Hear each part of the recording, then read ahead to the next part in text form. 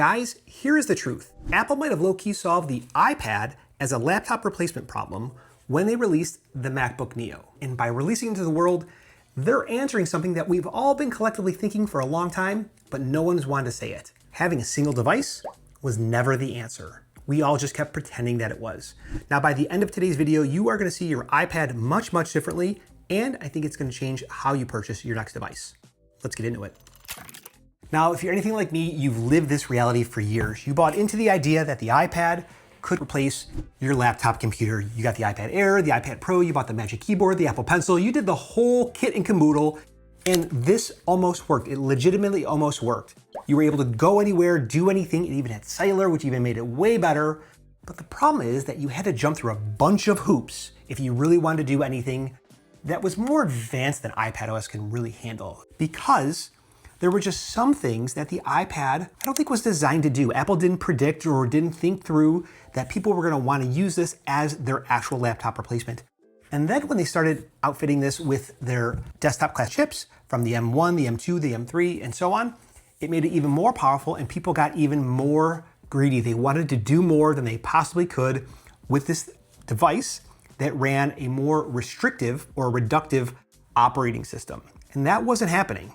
But I think it took Apple releasing a $599 MacBook Neo to prove it wrong. Because I think that when most people compare the iPad against the Mac, they're looking at the wrong numbers. If you have a 13-inch iPad Pro, along with a Magic Keyboard, that's gonna cost you close to $1,650. And it still runs iPadOS. Well, let's look at the problem just a little bit differently. Instead of getting the 13-inch iPad Pro, let's get the 11-inch iPad Pro along with the MacBook Neo. We're now at $1,598, so we're $50 cheaper than it is just for the 13-inch iPad Pro, and we have two purpose-built computers that can each solve their own problems appropriately. And if you want the Apple Pencil, you're still within $100 of the price of the stack for the 13-inch iPad Pro with the Magic Keyboard. The point is that you're not necessarily just spending more money, you're reallocating how you spend it, and you have two devices that are purpose-built, giving you flexibility to complete your tasks based on whatever is the best tool for the job. And it's not always the iPad, and it's certainly not always the Mac, because this stack never asks either device to be something that it's not. Now, Apple could certainly fix iPadOS, but instead, what they did do was release a $599 Mac. I think that we need to read between the lines. For years, people have been asking, why won't Apple let us run macOS on the iPad? The iPad Pro is absurdly powerful. We know it's hardware capable. What's going on? Why can't we do this? Well, the MacBook Neo, it reframes that question. Instead of saying, why can't it run macOS? Maybe Apple somehow knows that convergence was really never even the answer. And one device dream that we all have is just a dream. Because that one device that can do everything, while it might sound nice in a marketing deck, it is a compromise anytime that you have a jack of all trades, because it's never really good at one thing specifically. And the very fact that the MacBook Neo exists at $599 suggests that Apple has finally accepted that jack of all trades is beaten by purpose-built devices each and every time. Before we get into why, a quick thanks to today's video sponsor, ESR. Now, if you are at this point in the video, you clearly believe in the iPad and you are not ready to give up on it as your workhorse. Well, that makes today's integration all the more easier because ESR makes great accessories for your iPad.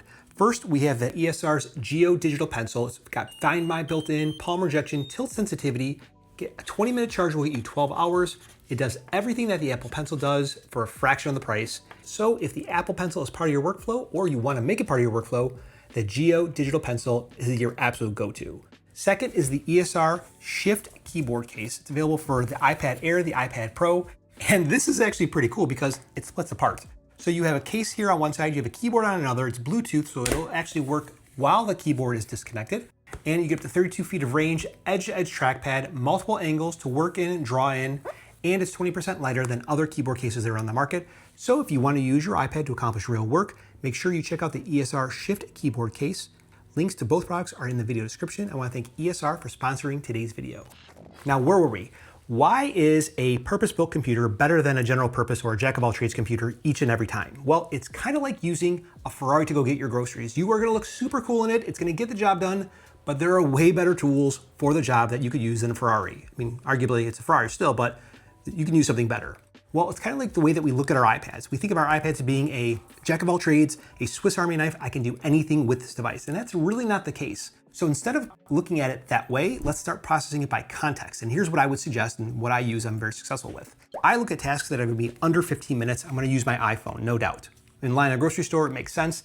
I'm in the kitchen, 15 minutes or less, I'm using my iPhone.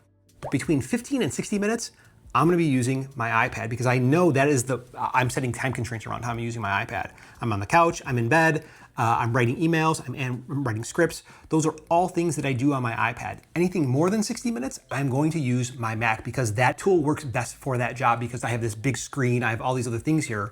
And when you start looking at it in terms of context-based instead of slab of glass can do anything, you're gonna be a lot more successful and you'll learn that the iPad, it's not dead in your workflow at all. It actually now has a more specific job more than ever. And in my opinion, it's that middle band of 15 to 60 minutes where the iPad absolutely shines. What are the things that I can do on my iPad that are less than 60 minutes long, that are light touch? Sure, I could use a Mac, but that's a little bit maybe more involved. Or on the flip side, I could use an iPad to do some Mac things, but again, it's a little bit more involved and it's more pressure that I don't want to actually introduce into my system. Why? Just for the sake of it. So it's the answer to the question is, do you need to buy an iPad anymore? The answer is actually yes, more now than ever, because the iPad and the Mac is actually the power couple. That's the pro move. You'll unlock so much more when you have two devices that are complementary to each other, and it's not this or that, it's this and that. It's the MacBook Neo and the iPad. The Neo does Mac things and the iPad does iPad things. But now when they stop competing, they actually work better together. So that is exactly what I want you to take away from this video. Let the device be the device and choose the best tool for the job given the time constraints context that you have. If this reframed how you look at your iPad and your Mac or how you think about even being productive on your device, get subscribed because I got more content like this coming. My name is Mike. Now, if you want to get more productive on your iPad, I got a shortcuts video right here and this video over here somewhere, maybe over my face. YouTube actually thinks that you're going to like that one the most and you should watch that one next. Guys, I'm out of here and I'll catch you in the next one.